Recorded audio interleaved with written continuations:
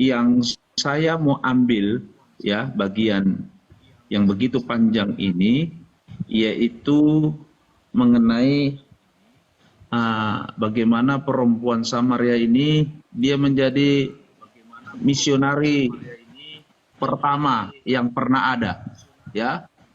Kenapa kita melihat di ayat yang terakhir dari perikop ini, bagaimana dikatakan di sana bahwa orang Samaria itu datang menjumpai Yesus loh. Nah, ayat 39. Dan banyak orang Samaria dari kota itu telah menjadi percaya kepadanya karena perkataan perempuan itu yang bersaksi. Ia mengatakan kepadaku segala sesuatu yang telah kuperbuat. Ketika orang-orang sampai kepada Yesus, mereka meminta kepada supaya tinggal pada mereka, dan ia pun tinggal di situ 2 hari lamanya. Dan lebih banyak lagi orang yang menjadi percaya karena perkataannya, yaitu perkataan Yesus. Dan mereka berkata kepada perempuan itu, kami percaya, tetapi bukan lagi karena apa yang kau katakan, tapi kami sendiri telah mendengar dia dan kami tahu bahwa dialah benar-benar juru selamat dunia. Pertanyaannya, saudara terkasih, apa sih yang dikatakan oleh misionari yang pertama ini? Apa sih yang dikatakan oleh perempuan Samaria ini? Sampai akhirnya orang-orang Samaria yang ada di kotanya itu mereka lari berbondong-bondong untuk melihat dan menjumpai Yesus. Tahu enggak? Ayat 39 dia cuma mengatakan demikian.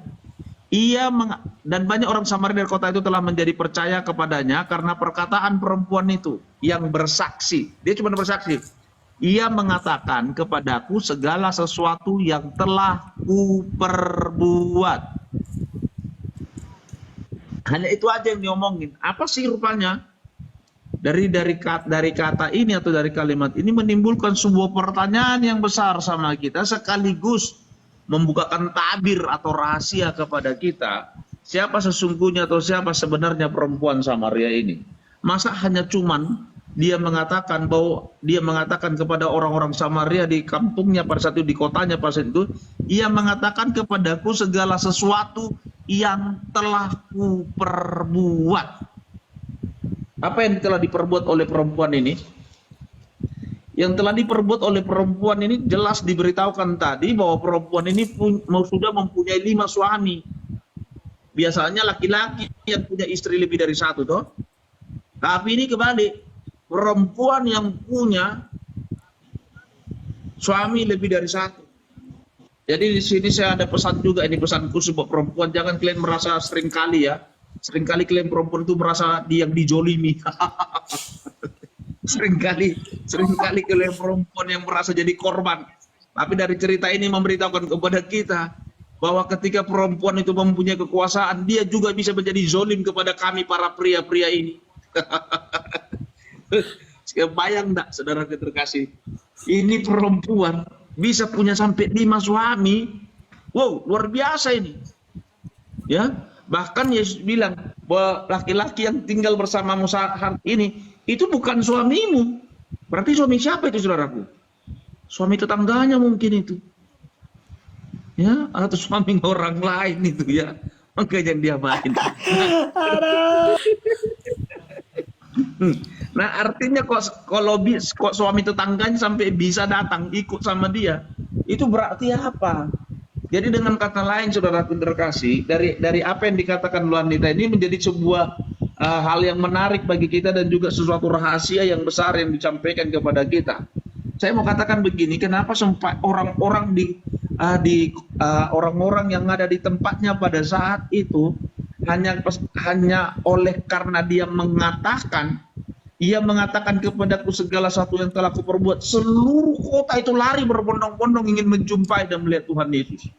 Itu menunjukkan atau memberitahu, pertanyaan gini, apakah orang di kota di perempuan Samaria mereka tidak tahu tentang kehidupan daripada perempuan Samaria ini? Mereka semua tahu siapa perempuan ini.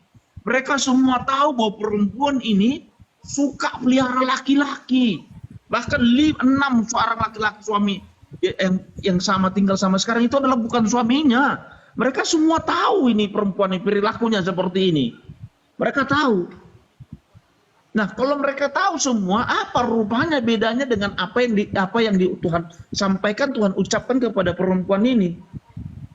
Bahwa dikatakan bahwa ia mengatakan kepadaku segala sesuatu yang telah kuperbuat.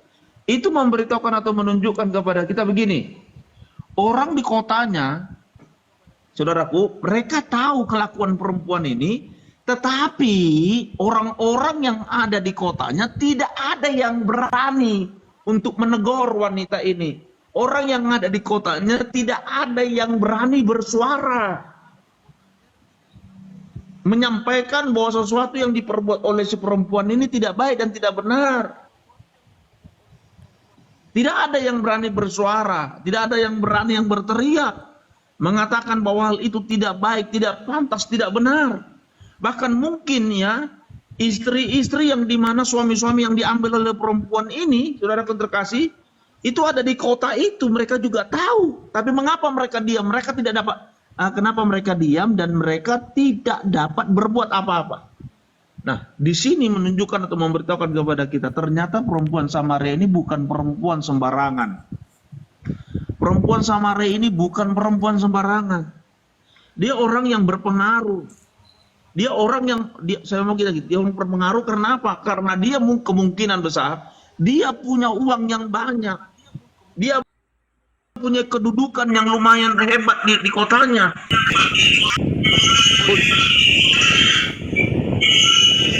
Apa itu? Direkam rupanya. Tuh. Sabar. Iya, silakan. Iya. Saya tutup. Orang yang berpengaruh. Ya, dia orang yang punya, mungkin dia mempunyai, entah apakah dia punya kedudukan atau dia punya harta yang banyak. Dia setidak-tidaknya dia orang yang berpengaruh lah di kota itu, sehingga tidak ada orang yang berani untuk menegur dia atau bersuara atau untuk mengatakan sesuatu bahwa tindakan wanita ini tidak baik.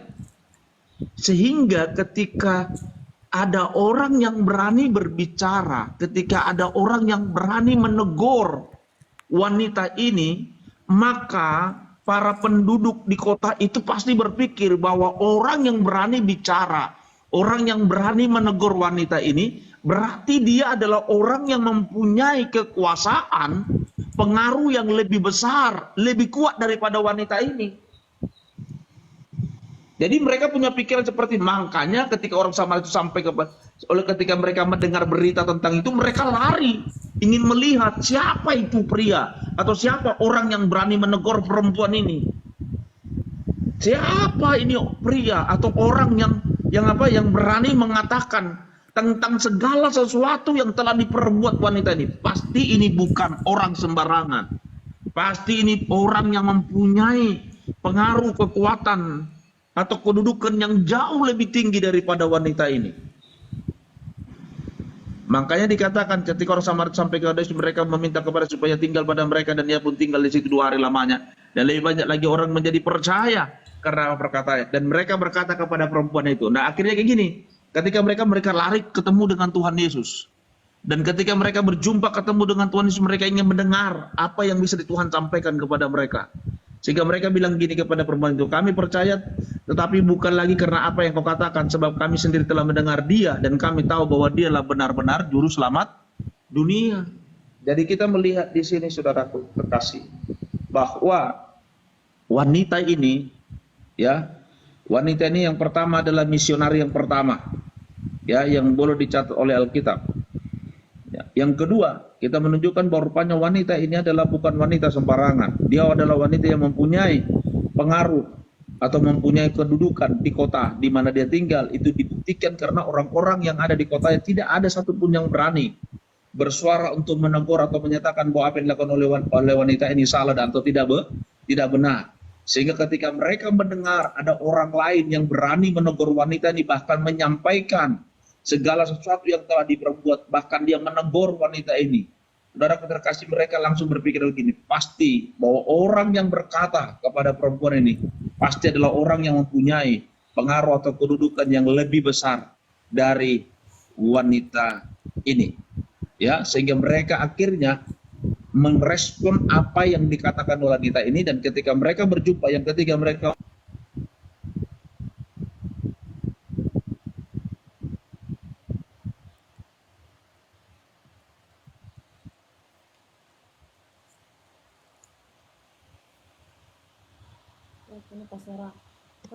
Cek.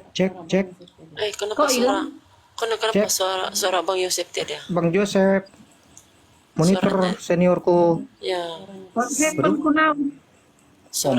suaranya tidak kedengaran loh. Oh, Terus jatuh. ya udah kita tunggu ya. Kita tunggu dia.